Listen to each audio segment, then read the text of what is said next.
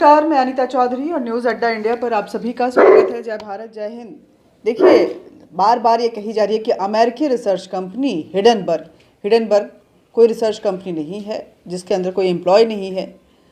अभी तक देखें तो उस जो भी उनका रिसर्च रहा उसको लेकर के कोई भी आंकड़ों को लेकर के उन्होंने दस्तावेज ऐसे कुछ नहीं तथ्य पेश किए जो सरकारी जिस पे मोहर लगा हुआ हो, जो ऑथेंटिक हो। लेकिन फिर भी लोग हल्ला मचा रहे हैं, सदन स्थगित हो रहा है और अडानी पे इस बार संसद की कार्रवाई चल रही है। राहुल गांधी अपनी भारत जोड़ो यात्रा करके आए थे और जब पादरियों से शुरू करते हुए वो कश्मीर में 370 बहाल करने को लेकर ये खत्म किए थे, अंदेशा तभी हो गया था कि कोई ना कोई टूल किट इसके बाद तैयार होगा। अडानी उनके रडार पे शुरू से रहे हैं। अंबानी को वो छेड़ने की कोशिश नहीं करते हैं क्योंकि अंबानी के कर्ज में वो पहले से ही डूबे हुए हैं, कई ऑब्लिगेशंस उनके ऊपर है। लेकिन अडानी क्योंकि बिजनेस वर्ल्ड में ये फर्स्ट जनरेशन है, इसलिए शायद ज़्यादा उनको सफ़र करना पड़ सकता है। उनकी अपनी कोई वैसी लॉबी तैयार नहीं हुई है जैसे अंबानी, टाटा और बिरला की हो चुकी है। लेकिन अडानी इतने कम समय में अपने स्वायत्त को जिस तरह से उन्होंने अपने साम्राज्य को, अपनी बिजनेस प्रॉपर्टीज़ को जिस तरह से उन्होंने एक्सपेंड किया, वो कहीं ना कहीं भारत के लिए फ़ायदेमंद था। वर्ल्ड फोरम पे अडानी लगातार अपनी जो रफ्तार है उसको तेज़ किए हुए थे, जिसको लेकर के फाइजर से लेकर के बाकी जितनी भी इंटरनेशनल बिजनेस वर्ल्ड है उनको उनसे खार खाए हुए था। कंपटीशन हर जगह होती है, शायद भारत में भी रही होगी और उनके बढ़ते कदम को थोड़ा सा लगाम लगाने के लिए भारत की लॉबी भी कहीं ना कहीं एक मत हो गई होगी। लेकिन जब बात अडानी के गिरने की आई तो उनको बचाने के लिए भी भारत का बिजनेस वर्ल्ड जो है वो एकजुट हो गया और अंबानी से लेकर जितने भी बिजनेस बड़े घराने थे उन्होंने अडानी के शेयर खरीदते हुए उनकी रफ्तार को, जो उनकी सांसें वेंटिलेटर पे चल रही थी, उसको थोड़ी सी राहत दी। लेकिन भारत का सबसे बड़ा औद्योगिक घराना अडानी समूह हिडनबर्ग के कारण अमेरिकी शोध कंपनी जिसको बोल रहा है भारत का वामपंथ, जिसका कोई वजूद नहीं है, जॉर्ज सोरोस की फंडेड कंपनी है, ऑस्ट्रेलिया के लिए काम करता है। ऑस्ट्रेलिया की एक कंपनी है जो कि लगातार भारत के बिजनेस घरानों पे अपनी नज़र बनाए रखती है और उनके अगेंस्ट प्रोपागेंडा चलाती रहती है। हालांकि उसका वजूद नहीं है, लेकिन राहुल गांधी जिसका कोई वजूद नहीं होता है उसी को मोहरा बना करके, उसी को आगे बढ़ा करके अपनी मंशा कांग्रेस जो है वो पूरा करने पे लगती है। कई चीज़ें गिर रही हैं, बिजनेस वर्ल्ड में उतार चढ़ाव हो रहा है, लेकिन इस इतिहास को समझने की कोशिश करेंगे कि आखिर ऐसा क्या है कि अडानी और हिडनबर्ग जो है इतना लाइमलाइट में है और अडानी उनके टारगेट पे हैं। सबसे पहले इसको समझने की, हिडनबर्ग की फर्जी रिपोर्ट है, अडानी पर नहीं बल्कि भारत पर वो हमला करना चाहते हैं। और भारत की अर्थव्यवस्था, जब पूरा विश्व कहीं ना कहीं आर्थिक मंदी से गुजर रहा है, तो भारत एक स्टेबल, ऐसा नहीं कहेंगे कि बहुत ग्रोथ कर रहा है, लेकिन अपने आप को संभाले हुए है और अपनी देश की जनता को इस आर्थिक मंदी के दौर में संभाल कर रखे हुए है। अडानी को बदनाम करने का ये भारत विरोधी एजेंडा अडानी के ऑस्ट्रेलिया की कोल माइन प्रोजेक्ट से शुरू हुआ था। 2010 में अडानी को ये प्रोजेक्ट मिला था। 2017 में ऑस्ट्रेलिया में 350 ORG के नेतृत्व में कुछ NGO द्वारा अडानी के कोल माइन प्रोजेक्ट का विरोध शुरू हुआ था। NGO ने मिलकर स्टॉप अडानी नाम का एक ग्रुप बनाया और इस NGO ने 350.org को टाइम्स फाउंडेशन द्वारा भारी फंडिंग की जाती है। लेकिन क्या आप जानते हैं कि टाइम्स फाउंडेशन को फंड कौन करता है? इसमें जॉर्ज सोरोस के फोर्ड फाउंडेशन, रॉकफेलर, ओमिडयार और बिल गेट्स के नाम जो हैं वो मौजूद हैं जिनको की फंडिंग की जाती है। भारत में एक NGO national foundation for India, इससे पहले कि मैं आपको इस NGO के बारे में बताऊं, मैं आपको NFI के फंड देने वाले का भी नाम बता देती हूं। इसमें Soros Ford foundation, Rockefeller, Omidyar, Bill Gates और अजीम प्रेमजी का भी नाम है। अजीम प्रेमजी का भी नाम है। अजीम प्रेमजी के नेतृत्व में एक NGO IPSME शुरू हुआ। अजीम प्रेमजी को तो आप जानते होंगे ना, सोशल वर्क के नाम पे वो बहुत पब्लिसिटी गेन करते हैं, लेकिन जहां लॉबिंग करनी होती है बहुत कायदे के साथ एंटी इंडिया बिजनेस लॉबी के सामने खड़े होते हैं। वो अजीम प्रेमजी के नेतृत्व में एक एनजीओ IPSME शुरू हुआ, माफ कीजिएगा, IPSMF शुरू हुआ, जो alt news, the wire, the Karwaan, the news minutes जैसे वेबसाइट को, जो भारत विरोधी प्रोपेगेंडा, मोदी विरोधी प्रोपेगेंडा अपने समाचार वेबसाइट के जरिए चलाते हैं, उनको फंड करता है। सीमा चिश्ती NFI में मीडिया फेलोशिप सलाहकार हैं। ये द वायर में संपादक हैं, कारवां के लिए आर्टिकल लिखती हैं और CPIM नेता सीताराम येचुरी की पत्नी है। द वायर का Swaraj Ford, Bill Gates, Azim Premji, ओमिडियार और रॉकफेलर द्वारा वित्त पोषित NFI के साथ एक विशेष गठजोड़ भी है। द वायर में 2017 में अडानी के ऑस्ट्रेलिया प्रोजेक्ट के बारे में उसके खिलाफ 5 प्रोपेगेंडा लेखों की एक श्रृंखला निकाली गई थी। धान्या राजेंद्रन NFI में एक मीडिया फेलोशिप सलाहकार हैं। ये द न्यूज़ मिनट के सह संपादक हैं, जो IPSMF द्वारा वित्त पोषित है और MDIF के माध्यम से सुरेश के फंडिंग को प्राप्त किया जाता है। इस धान्या राजेंद्रन ने डिजिपब नाम से लोगों और प्रोपेगेंडा वेबसाइटों का एक कार्टेल बनाया हुआ है। मनी लॉन्ड्रिंग के आरोपी न्यूज क्लिक के कट्टर कम्युनिस्ट प्रबीर पुरकायस्थ इस कार्टेल के उपाध्यक्ष हैं। Alt news, cobra post, news laundry, the news minute, the wire, the Quint जैसे भारत विरोधी और मोदी विरोधी, RS विरोधी प्रोपेगेंडा न्यूज़ वेबसाइट के DG पब फाउंडिंग मेंबर्स हैं ये लोग।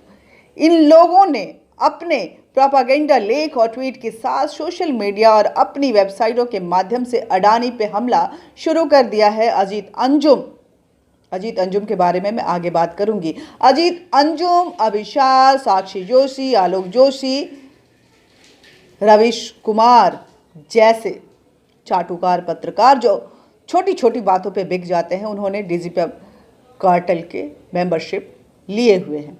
वो व्यक्तिगत मेंबर्स हैं।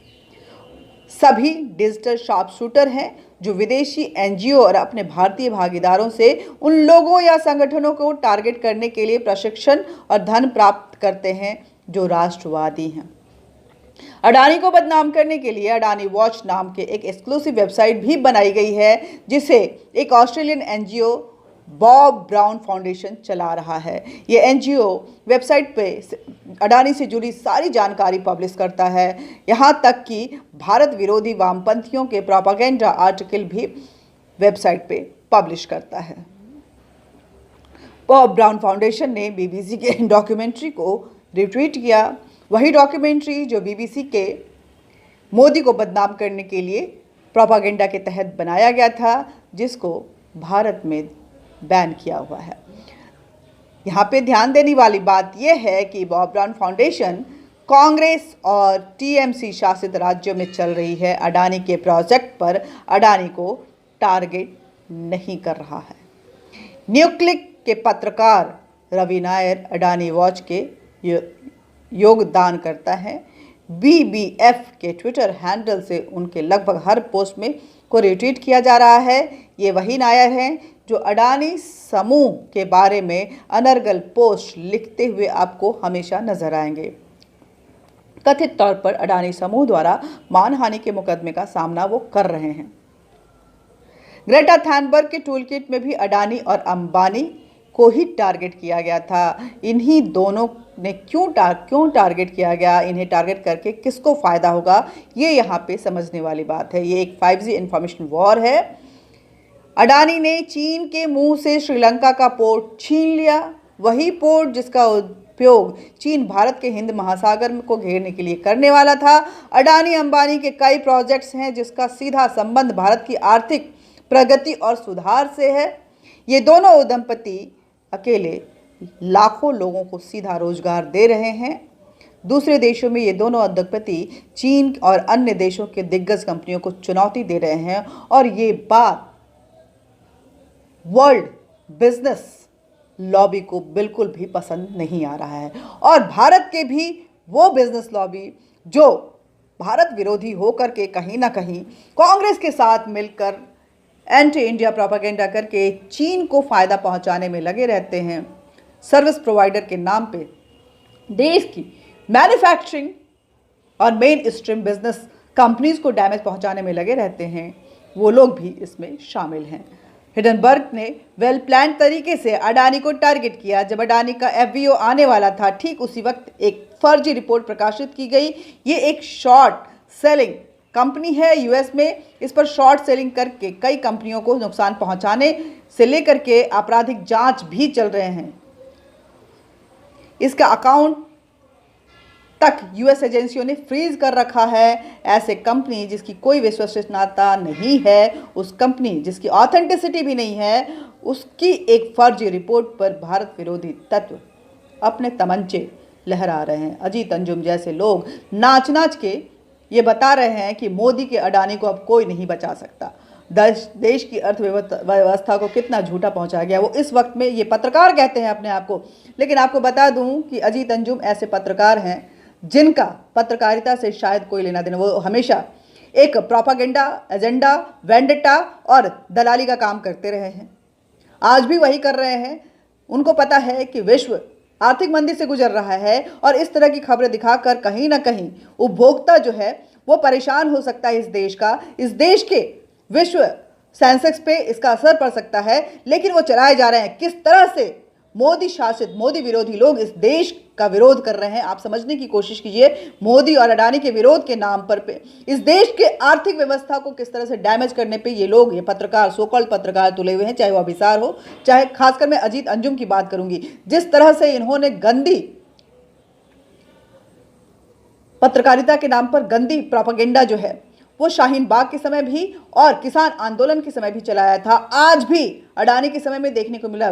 पूरा विश्व आर्थिक तंगी से गुजर रहा है, हर जगह त्राहिमाम मचा हुआ है, चाहे वो कोई भी देश हो। लेकिन भारत का जब बजट आया तो उस वक्त में विश्व की निगाहें भारत के आर्थिक बजट पे टिकी हुई थी और जब ये आया तो पूरे विश्व ने इसे सराहा।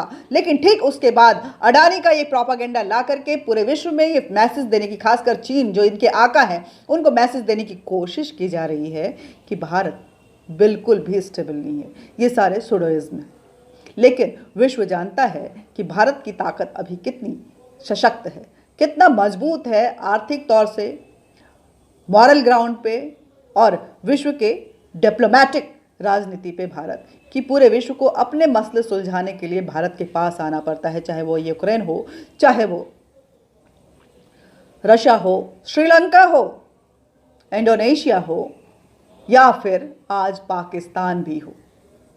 हर कोई भारत को एक मददगार के तौर पे देखता है। लेकिन ऐसे लोग जो चीन का प्रोपागेंडा चलाने की कोशिश करते हैं, चीनी आवाज़ बोलते हैं। आपको याद होगा जब करगिल युद्ध हुआ था उस वक्त में भी भारत का साथ देने के बजाय ये कुछ पत्रकार जो हैं वो पाकिस्तानी बोल रहे थे और भारत को कितना डैमेज पहुंच रहा है इसकी रिपोर्ट, कितना भारत जो है अपना वर्चस्व बना रहा है इसका कम और कितना डैमेज हो रहा है भारत का, इसकी रिपोर्टिंग वो ज़्यादा कर रहे थे। बरखा दत्त भी उसमें शामिल थी। आज फिर वही हो रहा है क्योंकि 2024 का इलेक्शन जैसे जैसे नज़दीक आता जाएगा आप देखेंगे कि इस तरह के प्रोपागेंडाबाज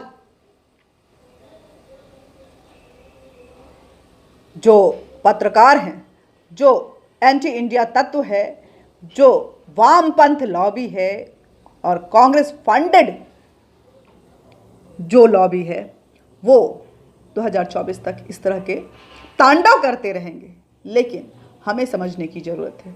समझना ये है कि हमारे देश में फ़िलहाल जब पूरा विश्व अपने अपनी प्रॉपर्टीज़ को बेच रहा है तो क्या हम इस मुकाम पे खड़े हैं कि हम बेच रहे हैं या हमारा कुछ ना कुछ ग्रोथ हो रहा है। आज अडानी, अंबानी जैसे इंडस्ट्रियलिस्ट नहीं रहेंगे, टाटा और बिरला जैसे इंडस्ट्रियलिस्ट नहीं रहेंगे तो आखिर आपको रोज़गार कौन देगा? आप कैसे आगे बढ़ेंगे? आपके देश में मनी फ्लोट कैसे करेगा? बाजार कैसे खुलेगा जहां पे पैसे की क्राइसिस हो जाएगी? और बाजार जब ओपन नहीं होगा, बाजार में मनी फ्लोट नहीं होगा तो जाहिर सी बात है आप एक फाइनेंशियल क्रंच में चले जाएंगे, आपकी अर्थव्यवस्था डैमेज होगी तो आपकी आर्थिक व्यवस्था भी डैमेज होगी। इसलिए ऐसे पत्रकारों से बचें। देश सशक्त और सुरक्षित है। आने वाले दिनों में ये सारे पर्दाफाश हो जाएंगे, जैसे किसान आंदोलन में हुआ, जैसे शाहीन बाग में हुआ, और ये जो काले चेहरे हैं खुलकर सामने आएंगे।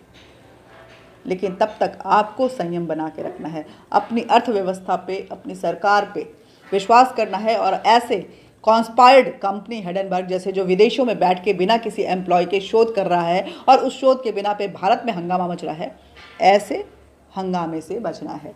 जय हिंद, जय भारत। अजीत अंजुम पे विशेष कार्यक्रम लेकर के आऊँगी कि क्या है अजीत अंजुम। लेकिन तब तक के लिए हमें इजाज़त दीजिए और वीडियो को ज़्यादा से ज़्यादा शेयर कीजिएगा। ये डिटेल न्यूज़ आपको शायद मेन स्ट्रीम मीडिया नहीं दिखाएगी कि क्या कुछ हो रहा है और कैसे कैसे फंडिंग हो रही है, और दरअसल अडानी लॉस में नहीं है। पूरा भारत का बिजनेस घराना जो है आज एकजुट होकर के अपने देश की अर्थव्यवस्था को बचाने की भरसक कोशिश कर रहा है और संभाले भी हुए। ऐसे लोगों की बातों से बचना है जो नेगेटिविटी फैला रहे हैं। वीडियो के इस शोध को ज़्यादा से ज़्यादा लोगों तक पहुंचाना है। न्यूज़ अड्डा इंडिया को ज़्यादा से ज़्यादा शेयर कीजिए, लाइक कीजिए, सब्सक्राइब कीजिए। जय हिंद, जय भारत।